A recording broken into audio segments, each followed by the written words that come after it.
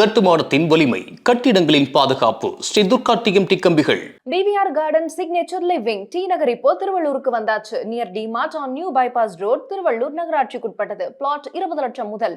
Contact 9955511814.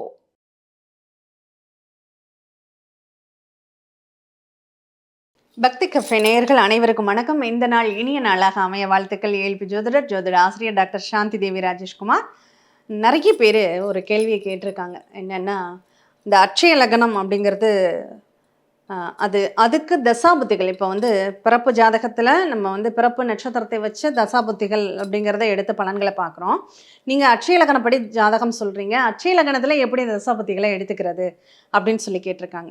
இப்போ இதில் ஒரு அட்சய லக்னத்திற்கு ஒரு எந்த திசை என்ன மாதிரியான பலன்களை ஏற்படுத்தும், அந்த திசைக்கும் புத்திக்கும் உள்ள நிகழ்வு என்ன அப்படிங்கிறத ரொம்ப சுலபமாக ஈஸியாக நம்மளால் புரிஞ்சுக்க முடியுங்க. ஒன்றும் இல்லை, இந்த ஏஎல்பி அப்படிங்கிற லக்னத்திற்கு அது எந்த தசை நடந்தாலும் சரி, அந்த தசாநாதனோ புத்திநாதனோ 6ஆம் இடத்துலையோ 8ஆம் இடத்துலையோ தொடர்பு பெறக்கூடாது. அப்படி 6, 8ல் தொடர்பு பெற்றுச்சுனாவே அது அந்த லக்ன கடக்கக்கூடிய அந்த 10 வருட காலகட்டங்கள் அவங்களுக்கு சாதகமான பலன்களை தராது அப்படிங்கிறத தெரிஞ்சுக்கணும். இப்போ உதாரணமாக சுக்கிர திசைன்னு எடுத்துக்கோமே. இந்த சுக்கிர திசை நிறைய பேருக்கு ஒரு ஆசை எப்படி இருக்கும்னா, சுக்கிர திசை நடந்தால் சூப்பராக இருக்கும்ப்பா, ஆஹான் இருக்கும், ஓஹோன் இருக்கும் அப்படின்னு நிறைய பேர் ஆசைப்படுவாங்க. ஆனால் இந்த சுக்கிர திசை சிலருக்கு நல்ல பலன்களை தராது அப்படின்னு சொல்லலாம். இப்போ ரிஷப லக்னம் அட்சய லக்னமாக போகுதுன்னு வச்சுக்கோங்களேன். இந்த சுக்கிர திசை அவங்களுக்கு இப்போ நடக்குது. இந்த ரிஷப லக்னத்திற்கே சுக்கிரன் தானே அதிபதி. அப்போ அவங்களுக்கு சூப்பராக இருக்கணும் இல்லையா? ஆனால் அந்த சுக்கிர பகவான் இவங்களுடைய ஜாதகத்தில் இப்போ துலாமில் இருந்துட்டாருன்னு வச்சுக்கோங்க. துலாம் நல்ல விஷயம் தானே, துலாமில் இருக்கலாம் தானே.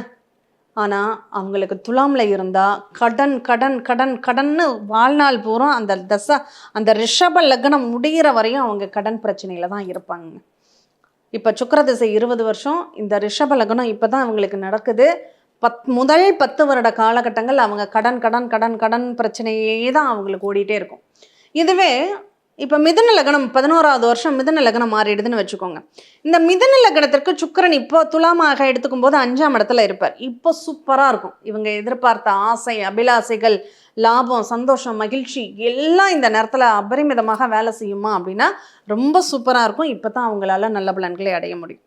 இதை நம்ம ஈஸியாக அட்சய லக்னத்தில் எடுத்துக்க முடியும். வேறு எதையுமே பார்க்க வேண்டியதில்லை. தசாநாதன் லக்னத்திற்கு எப்படி இருக்காங்க, இதில் 4வது திசையாக இந்த திசை போகக்கூடாது, 7வது திசையாக இந்த திசை போகக்கூடாது அப்படிங்கிற கணக்கெல்லாம் எதுவுமே கிடையாதுங்க. ஏஎல்பி லக்னத்துக்கு அந்த தசாநாதன் எப்படி இருக்குது. சரி, அடுத்ததாக புத்தி. இந்த புத்திநாதனும் இதே கான்செப்ட் தான். அந்த புத்தியை நடத்தக்கூடிய கிரகம் ஏஎல்பிக்கு 6லேயோ 8லேயோ அமரக்கூடாது அப்படிங்கிறத நீங்கள் தெரிஞ்சுக்கணும். சரி, இதில் இன்னொரு முக்கியமான ஒரு விஷயம் எப்படி இருக்குன்னா, இப்போ ஏஎல்பி லக்னத்துக்கு தசா நல்லா இருக்குன்னு வச்சுக்கோங்க. இப்போ உதாரணத்துக்கு சூரிய திசை நடக்குது, சிம்ம லக்னம் அவங்களுக்கு போயிட்டுருக்கு. சூரிய திசை போய் கும்பத்தில் சூரியன் இருக்காரு, சூப்பராக இருக்குது. 6 வருஷம்தான். ஏன்னா நம்மளுடைய ஏஎல்பி லக்னம் 10 வருஷம் போகும்னு சொல்கிறோம். அதில் இப்போ 6 வருஷம்தான் சூரிய திசையை நடக்கும். அப்போ இந்த 6 வருஷம் அவங்களுக்கு நல்லா தான் இருக்கும். 7ஆம் இடத்துல சூரியன் இருக்கிறதுனால சூப்பராக இருக்குன்னு வச்சுக்கலாம். இதில் இந்த புத்திநாதர்கள்னு சொல்கிறோம் இல்லையா, இந்த புத்திநாதர்கள் இந்த சூரிய திசைக்கு கடகத்திலேயோ கன்னியிலேயோ சில கிரகங்கள் இருந்து புத்தியை நடத்துமானால் அந்த புத்தி காலகட்டங்களில் ஜாதகர் அந்த சூரிய திசை அவங்களுக்கு பலன்களை தராது. நிறைய கஷ்டங்களையும் நஷ்டங்களையும் விரைய செலவுகளையும் தான் அதிகமாக ஏற்படுத்தும் அப்படிங்கிறத நம்ம புரிஞ்சுக்கலாம். அதாவது கொடுத்து கெடுக்கிற மாதிரி, ஒன்று கொடுத்து கெடுக்கும் அல்லது கொடுக்காமல் கெடுக்கும் அப்படிங்கிற 2 விஷயங்கள் அங்கே நடக்கும். அதை நீங்கள் கொஞ்சம் புரிஞ்சுக்கிறது நல்லது.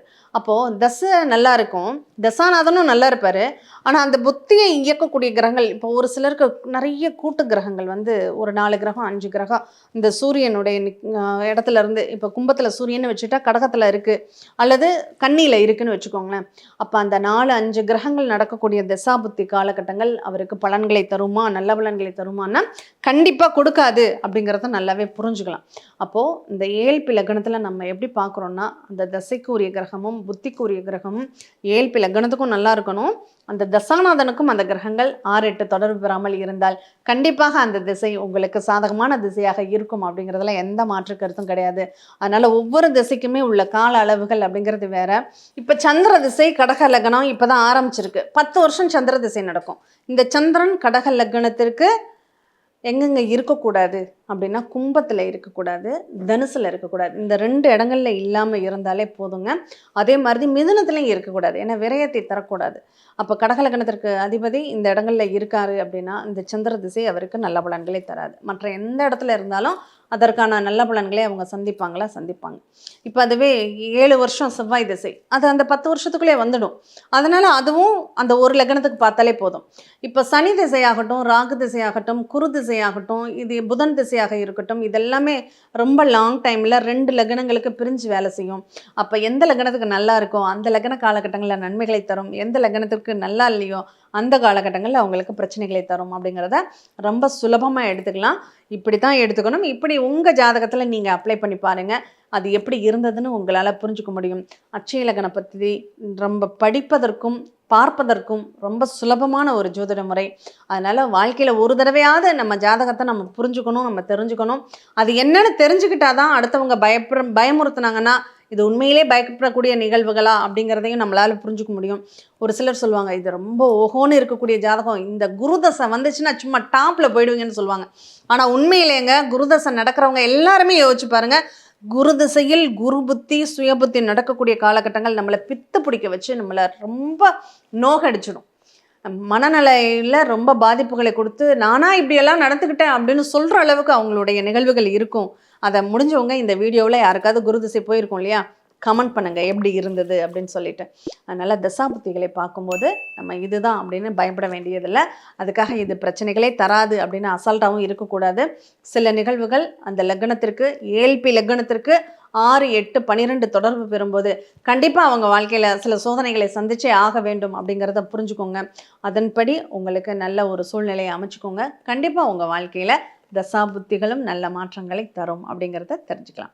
மீண்டும் இனியதொரு நிகழ்வில் சந்திப்போம். நன்றி, வணக்கம். இந்த வீடியோ உங்களுக்கு பிடிச்சிருந்தா லைக் பண்ணுங்க, ஷேர் பண்ணுங்க, கமெண்ட் பண்ணுங்க. மறக்காம பெல் பட்டனை கிளிக் பண்ணிட்டு பக்தி கஃபே தமிழ் சேனலை சப்ஸ்கிரைப் பண்ணிடுங்க.